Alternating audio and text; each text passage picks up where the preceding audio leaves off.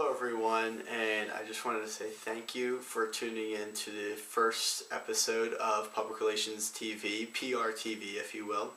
And we have a great first episode. I was able to interview Andrew Worob of Rooter Finn. He's the digital manager over there in New York City, and he also is the writer at PR at Sunrise, which is a great influential marketing blog that Andrew started about a year ago, and he's really become a voice in our industry.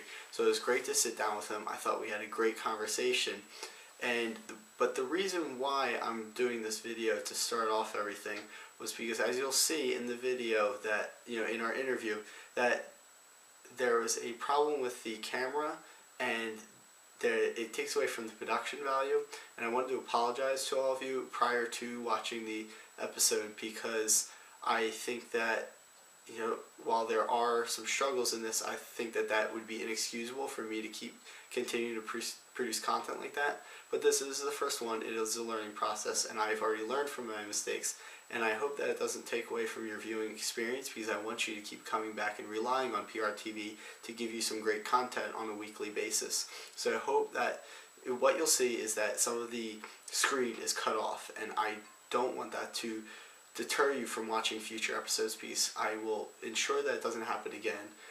But I did want to post it because a lot of work went into it. Andrew was kind enough to give me time out of his busy schedule, and there is a lot of great content from it that I learned just from talking to him, and I think that you guys will learn from watching it. So it's really important though that I did post it, because I want you to show that I am dedicated to learning this whole process, and I'm dedicated to continue to produce better content. So with that being said, I hope that this doesn't, keep you away from future episodes. In fact, I hope that this little video actually makes you come back for more, because you understand the mission that I'm trying to do with PRTV, that this is an educational process from start to finish. And other than that though, again, I hope you enjoy the content, because it's, I think, a great 30 minutes, interview. You get to really see who Andrew is and what he brings to our industry. So again, thank you for watching. I hope that you enjoy this first episode, and I hope you keep coming back for more. Alright, so good night everybody. Sitting here with Andrew Worob at Rooter Finn up in New York City. So before we get started, I just kind of want to introduce the PRTV concept to everybody, and then we'll dive right into the interview, if that's okay with you. Sounds great. Alright, awesome. So the PRTV is basically a way for the students and professionals to kind of see the movers and shakers of the industry, who's behind the scenes and really developing PR, and on the fast track that it's already on, as far as working with social media, with digital marketing, and with traditional PR. There's a ton of people that are contributing to the PR renaissance, that's been over the past few years now. Instead of people writing off PR like it was back in 2008, now it's huge. Now we're, like we were saying, we're all social media gurus. Front and center. Exactly. So I think that this is going to give everybody a great chance to see who's really making some great moves, not only in the professional world but also at the student level. So if I may, this is mostly PR for PR. So with that all being said, let's just jump right into the first interview. Now, Andrew, how'd you get your start in public relations? It was actually a long road to PR. Throughout my college career, I just always thought I was going to be a sports journalist. Same with me. Yeah, it was people my are still thing. People are still telling me. Yeah, I was never good at math. I was never good at science. What am I going to do? I like sports, so I'll do something with sports.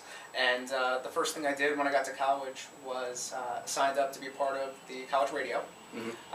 Just ended up being sort of a correspondent following Mountaineer athletics at West Virginia University. And what ended up happening from there was I would go home, after I would meet with the quarterback or, one of the basketball players, and I would go to a West Virginia sports website on Rivals.com, and I just happened to post a message that said, hey everyone, I just met with so-and-so. If anyone wants any information on tomorrow's game, let me know. And later that night, I checked my email, and the publisher of that site said, hey Andrew, how'd you have that access? Would you like to write for me? So to make a long story short, I ended up covering West Virginia sports for Rivals.com. Oh, wow. For the next 4 years. I never saw a Mountaineer game, football game, or basketball game as a student, as a fan, until my senior year. Because I was always in the press box, I couldn't root for them. Yep. So that was pretty brutal that I couldn't, shout out at my favorite players and that sort of thing. But so I ended up getting a few internships, and then right after college, got an internship with the Florida Marlins. Moved down to Florida, so covered them, did game stories, ended up reporting on them when they still had a bunch of stars there. They had and then they unloaded everybody. Then they unloaded. They had Josh Beckett and AJ Burnett and Carlos Delgado and all these great players. But really, after being at West Virginia for 4 years and then being in Florida for 6 months, I want to come back to New York. This is where I grew up. And I ended up getting a part-time job at the Journal News in Westchester. And after a couple months there, just covering sports and all, I just realized that there was not a full-time opportunity there, just because of different budget issues, and we weren't getting the advertising dollars and that sort of thing. So it was rough, knowing that I thought I had accomplished so much, and yet there didn't seem to be a full-time career in the area I wanted to be.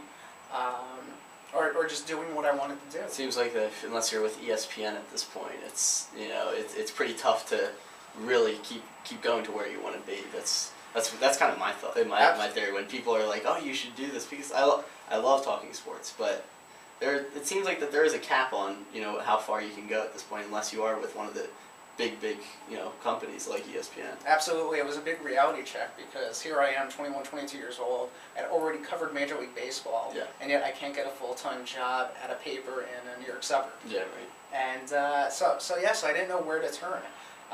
So I ended up thinking to myself, well, what can I do with my journalism degree? And just thought, hey, why don't I check out public relations? Didn't know a thing about it. Never took one PR class in college. And ended up applying to just a couple firms, just did some random Google searches. And after 5 interviews, ended up getting my first job opportunity as an account coordinator at a boutique in New York City. And I should say that it took 5 interviews, not because I interviewed poorly, but because I made it sound like PR was a backstop to sports writing, which it was. Yeah. But eventually someone gave me the chance to start off. And, I ended up just really grabbing hold of the opportunity and just learning the field right away. Had some really great mentors. And just things took off from there, where I was just, getting promoted and getting new opportunities and working with so many different clients. And eventually just got really big into social media around, I would say, towards the end of 2007 or so. Having an interest in blogs, and then learning about Twitter, and obviously Second Life was up and coming around then. But you heard about Twitter and obviously Facebook from back in college and all, and just really developed a passion for those platforms, and eventually got me to where I am now, where most of my focus is on digital media. So we obviously we all see your passion for social media and digital marketing and PR in your blog. That's actually, you just celebrated 1 year of PR at Sunrise, right? Yeah, so congratulations. Thank you. And I think that I can speak for a lot of especially us students, is that we each post that you have, we're always retweeting it, we're always reading it. We really kind of soak in everything that you have to say. Now, what was your inspiration behind the blog, and what are some challenges in keeping it fresh and as influential as you can make it? I mean, the main reason why I started was probably because I just wanted more insight into how you create a blog, how you manage a blog, what goes into it. I sort of wanted to see just what extra insights I could get firsthand, so that I could then provide that to a client. Because we're always on calls and we're always with clients and we're throwing ideas out there where you should start a blog, you should have a Facebook page, but I didn't feel like I necessarily had the knowledge of what they could expect if they jumped into those different platforms. And so by starting that blog, I was able to learn WordPress. I was able to see what kind of blog posts get retweeted, which ones don't generate as much interest. It's also allowed me to connect with and network with a ton of other PR pros and social media pros and the like. Absolutely. And I ended up getting a lot of contributed articles from professors and from students and people who have been doing this a lot longer than I have. Because a lot of the time I don't like necessarily putting out just my personal opinions, because there's only so much that I know right now, it's still being rather young in the field. So I love being able to leverage some of the connections that I've made and sort of hearing their thoughts on different topics, and also finding out that, you know, some of the things that I originally thought about what's going on in the industry are actually happening based off of what these other professionals are seeing and talking about. So that's really interesting. And just in terms of keeping things fresh, you know, it's challenging. We were just talking before where there's definitely several, you know, days where I'm up, you know, late at night figuring out, you know, what am I going to post tomorrow.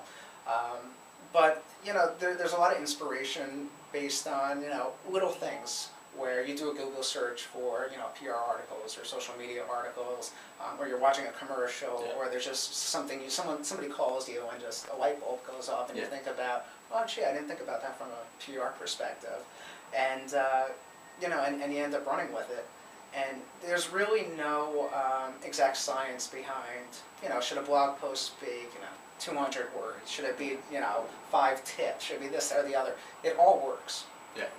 So you don't have to worry so much about, you know, how long a blog piece is going to be, whether it's, you know, a video or a written post. It really is all about the content. I mean, everyone says content is king.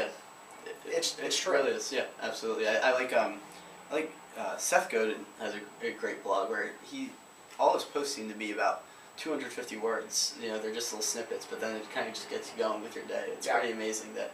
But there are I think longer blogs sometimes they may be daunting, but as long as the content's still there, because I've seen some blogs where I've just been like, oh man, I'm trying to get through my blog feed. And you're just like, oh, do I have the time? But then you read it and you're just like, wow, what content to just keep it going and keep it going. So and also, you know, you almost have to act or put yourselves in the shoes of a journalist, where, you know, journalists don't want to see a media pitch that's, you know, 5 paragraphs long or 500 words. You know, the same goes for a blog post, because a reader's attention span is only so long. Especially with the feeds that we have now, we're just, you know, so we're living in 140 characters almost at a time. So and with that said, it's still information overload. Yeah, exactly. And so you need to figure out again, what content, you know, do I need to put in there that people really want to know about. Don't just write a blog post just because, you know, it's Tuesday and you haven't written one in a week. Write something because it has valuable information that people are going to want to know about, and whether you get 0 comments or 1 million comments, you know, you want it to filter down to that one person who says, hey, this helped me out, or, you know, that's going to come in handy one day, and then, you know, the blog post is a success. So although I've gotten so many views over the past year and the blog's gotten a lot of attention, you know, it really is about the quality of, you know, the audience and, you know, how your content affects the audience, whether it's one person or 1 million. Yeah, absolutely.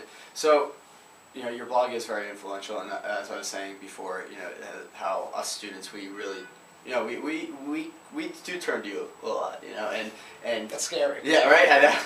But I think another name that I always bring up as far as being a mentor is Jason Malika. And I think the two of you, you know, definitely kind of, it seems like you almost like are kind of in the same sector where we're always feeding off of you guys. So it's because you like sports, though. It's because you like sports, and you guys both like the Mets, which is tough for me because I'm a Phillies fan. So. I wish I was a Phillies fan. Right now, right? Yeah. Exactly. But so with that mindset, now when you started up the blog, when you've kind of been going through your career, have you kind of seen yourself as a potential, you know, mentor to a lot of students, or did it kind of just kind of did it and it happened that way?